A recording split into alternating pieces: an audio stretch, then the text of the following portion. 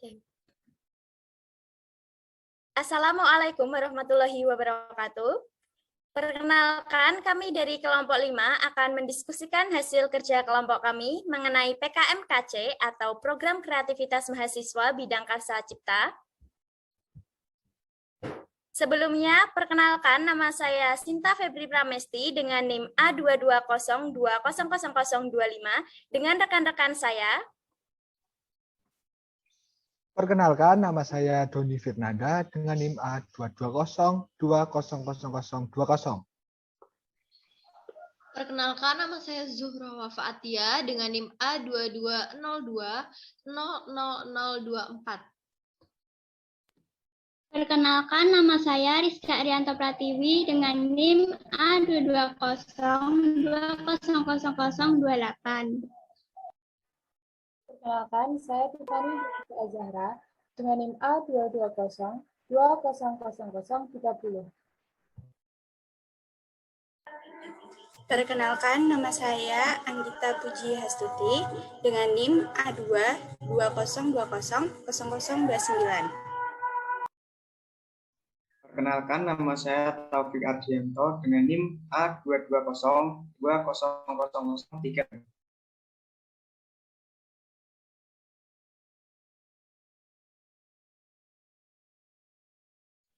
Pada kesempatan kali ini, kami akan membahas mengenai PKMKC. Nah, materi yang akan kami bahas pada saat ini yaitu yang pertama, pengertian dan tujuan umum PKM. Yang kedua, pengertian dan tujuan PKMKC. 3, ciri-ciri PKMKC. 4, kriteria PKMKC. Yang kelima, tahapan PKMKC. Yang keenam, bentuk proposal PKMKC. Yang ketujuh, iuran atau dana PKMKC. Dan yang kedelapan yaitu contoh PKMKC. Yang pertama, pengertian dan tujuan umum PKM. PKM atau Program Kreativitas Mahasiswa adalah suatu wadah yang dibentuk oleh Direktorat Jenderal Pembelajaran dan Kemahasiswaan Kementerian Riset, Teknologi, dan Pendidikan Tinggi Republik Indonesia dalam memfasilitasi potensi yang dimiliki mahasiswa Indonesia untuk mengkaji, mengembangkan, dan menerapkan ilmu dan teknologi yang telah dipelajarinya di perkuliahan kepada masyarakat luas. Program kreativitas mahasiswa secara umum bertujuan untuk mempersiapkan sumber daya manusia yang orientasi ke masa depan dan ditempat dengan transformasi pendidikan, kompetitif, adaptif, fleksibel, produktif, berdaya saing dengan karakter Pancasila, serta memandu mahasiswa menjadi pribadi yang tahu dan taat aturan, kreatif dan inovatif, objektif, kooperatif dalam membangun keragaman intelektual. 2. Pengertian dan tujuan PKMKC. Pengertian PKMKC. Program Kreativitas Mahasiswa Karsa Cipta atau PKMKC merupakan program penciptaan yang didasari atas karsa dan nalar mahasiswa, bersifat konstruktif serta menghasilkan suatu sistem, desain, model atau barang atau prototipe dan sejenisnya. Kemudian tujuan PKMKC. PKMKC bertujuan membentuk kemampuan mahasiswa mengkreasikan sesuatu yang baru dan fungsional atas dasar karsa dan nalarnya. Kemudian tujuan PKMKC adalah menumbuhkan, kembangkan karya kreatif dan inovatif dalam teks yang mampu menghasilkan suatu sistem, desain, model barang, atau prototipe yang dapat diterapkan dalam dunia usaha atau masyarakat luas. 3. Ciri-ciri PKMKC. 1. Program penciptaan yang didasari atas karsa dan nalar mahasiswa. 2. Bersifat konstruktif serta menghasilkan suatu sistem, desain, model atau barang atau prototipe dan sejenisnya. 3. Karya cipta tersebut bisa saja belum memberikan nilai kemanfaatan langsung bagi pihak lain. Kriteria dari PKMKC, inti kegiatan, karya kreatif, inovatif dalam ilmu pengetahuan, teknologi, dan seni. Karya berupa hasil konstruksi karsa yang fungsional. Kriteria keilmuan, bidang kegiatan harus sesuai dengan bidang ilmu ketua kegiatan dan anggota dari lintas bidang sangat dianjurkan. Kelompok mahasiswa aktif program pendidikan S1 atau diploma yang terdaftar di PDDikti merupakan kriteria peserta untuk mengikuti PKMKC. Anggota terdiri dari 3 hingga 5 orang dan pendanaan yang akan dicapai yaitu sebesar 5 hingga 10 juta. Luaran, laporan kemajuan, laporan akhir, prototipe atau produk fungsional, prototipe, model desain, piranti lunak, atau potensi paten. Selain itu, tim PKMKC juga harus membuat artikel ilmiah. Selanjutnya tahapan PKMKC. Tahapan PKMKC ini ada 4. Yang pertama, pengusulan proposal. Proposal PKM diusulkan oleh tim mahasiswa bersama dosen pendamping. Yang kedua, evaluasi proposal dan penetapan proposal yang didanai. Evaluasi proposal ini dilakukan dalam 2 tahap. Yang pertama, evaluasi tahap 1 dilakukan oleh reviewer. Yang kedua, evaluasi tahap 2. Penilaian dilakukan tim reviewer fokus pada substansi proposal. Kemudian tahap yang ketiga yaitu pelaksanaan dan pelaporan kemajuan kegiatan. Setiap tim PKMKC yang dinyatakan layak didanai dapat segera melaksanakan kegiatannya. Pelaksanaan kegiatan PKM harus dicatat dalam catatan harian, yang sekaligus dapat digunakan sebagai sarana pelaporan kegiatan. Kemudian tahap yang terakhir yaitu penilaian pelaksanaan kegiatan. Untuk menjamin mutu pelaksanaan kegiatan PKMKC, dilakukan penilaian pelaksanaan kegiatan melalui monitoring dan evaluasi money. Pada kegiatan penilaian ini, setiap tim PKM akan diminta untuk mempresentasikan laporan kemajuan pelaksanaan PKM pada pertengahan pelaksanaan kegiatan ini. Bentuk proposal PKMKC.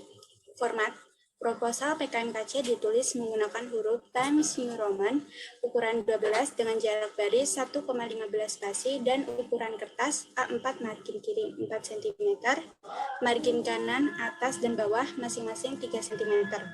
Halaman sampul sampai dengan daftar isi diberi nomor halaman dengan huruf I1, I2, I3, dan seterusnya yang diletakkan pada sudut kanan bawah, sedangkan halaman utama yang dimulai dari pendahuluan sampai dengan halaman lampiran diberi halaman dengan angka Arab 1, 2, 3, dan seterusnya yang diletakkan pada sudut kanan atas. Sistematika, halaman pertama, halaman sampul, kedua, halaman pengesahan, ketiga, daftar isi, keempat, bab 1 pendahuluan, kelima, bab 2 tinjauan pustaka, keenam, bab 3 metode pelaksanaan, ketujuh, bab 4 biaya dan jadwal kegiatan yang berisi A. Anggaran biaya, B. Jadwal kegiatan, dan yang terakhir lampiran. Ketujuh, iuran dana. Besarnya dana kegiatan per judul yaitu sebesar 5 juta rupiah sampai dengan 12 juta. Rancangan biaya, rincian biaya PKM Mas maksimum sebesar 10 juta rupiah maupun pihak lain yang bersedia berkontribusi. Usulan yang melampaui pagu biaya tersebut harus disertai surat pernyataan kesediaan sebagai penyandang. Untuk dana PKM pihak lain tersebut, yang pertama, rekapitulasi biaya yang terdiri atas A. Bahan habis pakai, B. Peralatan penunjang PKM, C. Perjalanan, D. Lain-lain. Rincian biaya harus lengkap, wajar, dan jelas peruntukannya. Ketiga, honorarium bagi tim pelaksana maupun dosen pendamping tidak diperkenankan. Ya, berikut adalah contoh PKMKC dengan judul program perancangan sepatu multifungsi kombinasi sepak bola dengan futsal yang ekonomis berdasarkan aspek ergonomi.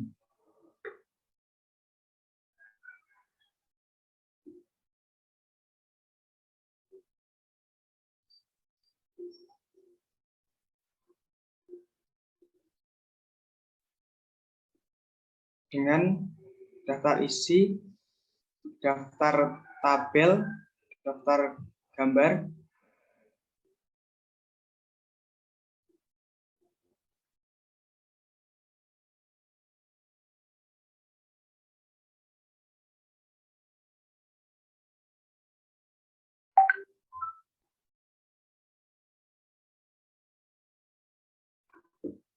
ringkasan,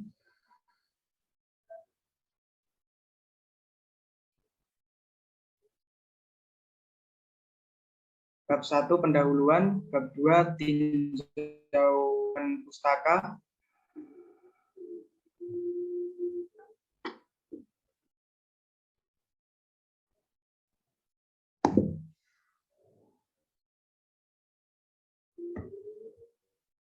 bab 3 metode pelaksanaan,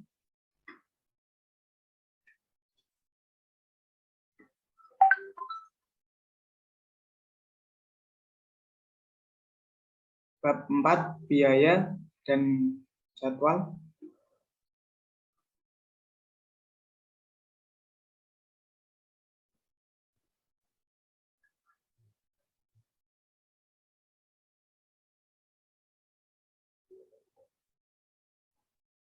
daftar pustaka dan lampiran,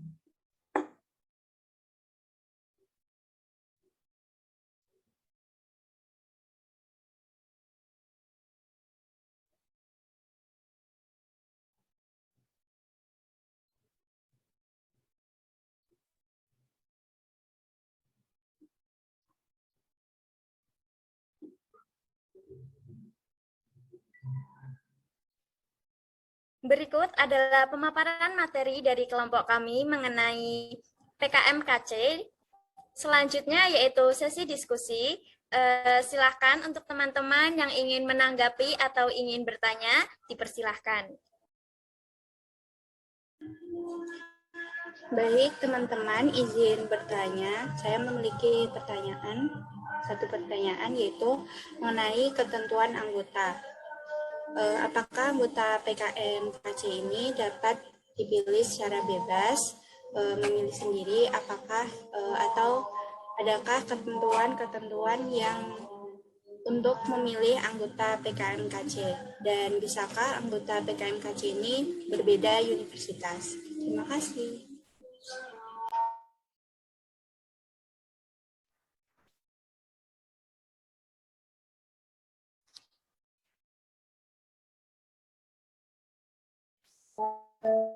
Izin menjawab dari pertanyaan saudari Anggita, yaitu mengenai ketentuan anggota, apakah anggota PKMKC dapat secara bebas memilih sendiri, dan bisakah anggota berbeda universitas? Untuk anggota, itu bebas dari rekan satu universitas, boleh beda jurusan, boleh beda angkatan, tapi tidak boleh beda universitas. Dikarenakan PKM ini akan membawa nama universitas.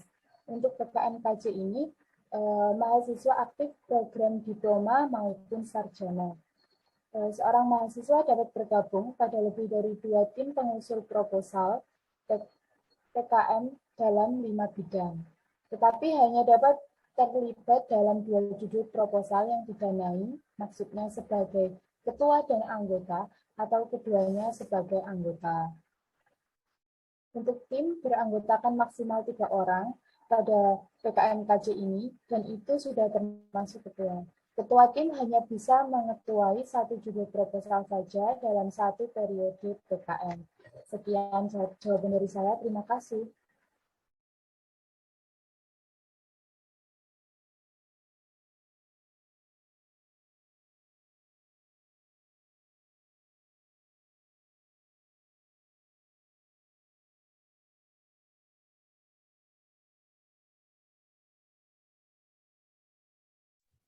Terima kasih untuk Anggita dan juga Tiffany atas tanggapannya.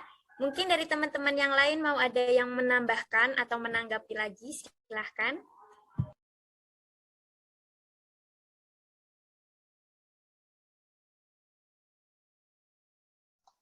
Sebelumnya saya izin bertanya, Nama saya Doni Firnanda. Saya ingin bertanya mengenai aspek pendanaan PKMKC ini, anggota mahasiswa maupun dosen pembimbing mendapatkan dana dari universitas setempat atau dari pemerintah. Terima kasih. Baik, izin menjawab dari pertanyaan Doni. Mengenai hal tersebut, di dalam pendanaan PKMKC ini tentunya memiliki persamaan dengan bidang PKM lainnya. Nah, pendanaan PKM ini dilakukan dengan beberapa syarat dan beberapa tahap. Untuk perguruan tinggi negeri, penyaluran dana dilakukan melalui PTN. Sedangkan untuk perguruan tinggi swasta atau PTS, pendanaan dilakukan melalui Lembaga Layanan Pendidikan Tinggi Wilayah atau LDDT. Nah, sebelum didistribusikan pendanaan ini itu terdapat syarat, yaitu mengisi dokumen kontrak khusus yang harus dikirim sesuai dengan tenggat waktu yang telah ditentukan. Oleh karena itu, jika pendanaan ini ingin turun atau sampai kepada mahasiswa, maka harus mengisi beberapa kontrak yang sudah ditentukan dari pihak yang akan memberikan dana tersebut. Terima kasih.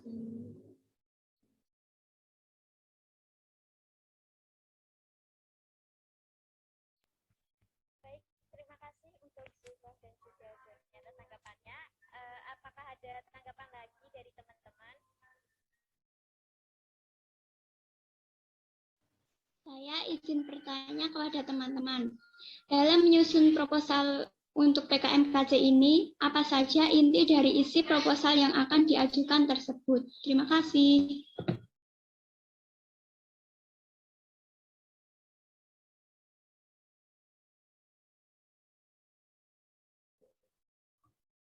Baik, izin masuk. Izin menjawab pertanyaan dari saudari Rizka. Inti dari isi proposal PKMKC meliputi daftar isi, bab 1 pendahuluan, bab 2 target luaran, bab 3 metode pelaksanaan, bab 4 hasil yang dicapai, meliputi kesesuaian jenis dan jumlah iuran yang telah dihasilkan serta persentase hasil terhadap keseluruhan target kegiatan. Selanjutnya, bab 5, potensi hasil, meliputi artikel ilmiah, peluang perolehan hak kekayaan intelektual atau sejenisnya, dan atau prediksi manfaat. Bab 6, rencana tahapan berikutnya, meliputi upaya untuk pencapaian target 100% kegiatan. Dan yang terakhir, lampiran, meliputi penggunaan dana dan bukti-bukti pendukung kegiatan. Sekian, terima kasih.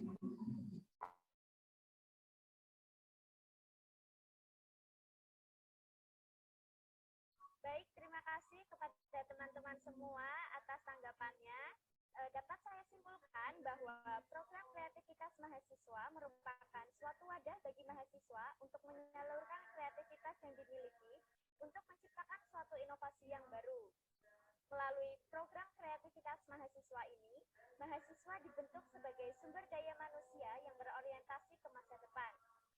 PKM terbagi menjadi beberapa bidang dan salah satunya yaitu PKMKC atau Program Kreativitas Mahasiswa Karsa Cipta. Program Kreativitas Mahasiswa Karsa Cipta merupakan program kreativitas mahasiswa yang didasari oleh karsa dan nalar mahasiswa untuk menciptakan atau menghasilkan suatu barang, sistem, atau sejenisnya. PKMKC ini bertujuan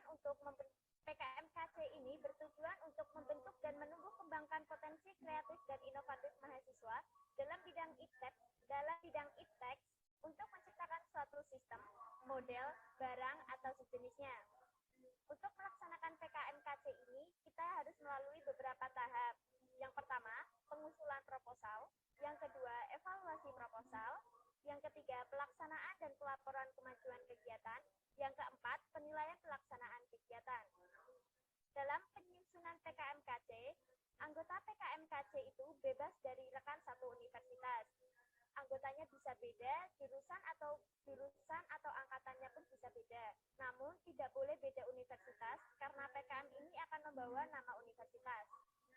Dan untuk PKMKC, anggotanya harus mahasiswa aktif program diploma atau sarjana. Untuk kegiatan inti dari PKMKC yang akan ditulis di proposal itu terdiri dari daftar isi, bab 1 pendahuluan, bab 2 target keluaran, bab 3 metode pelaksanaan, bab 4 hasil yang dicapai, bab 5 potensi hasil, bab 6 rencana tahapan berikutnya, dan juga lampiran. Pendanaan PKM ini dilakukan melalui Lembaga Layanan Pendidikan Tinggi Wilayah atau LDPI-KTI yang disalurkan kepada perguruan-perguruan tinggi dalam rangka memandu mahasiswa untuk menjadi pribadi yang tahu aturan, taat aturan, kreatif, inovatif, dan objektif kooperatif dalam membangun keragaman intelektual melalui program PKM ini. Sekian diskusi dari kelompok kami mengenai program kreativitas mahasiswa bidang Karsa Cipta. Saya mewakili teman-teman semua mengucapkan terima kasih atas perhatiannya dan meminta maaf apabila terdapat salah kata. Akhir salam dari kami.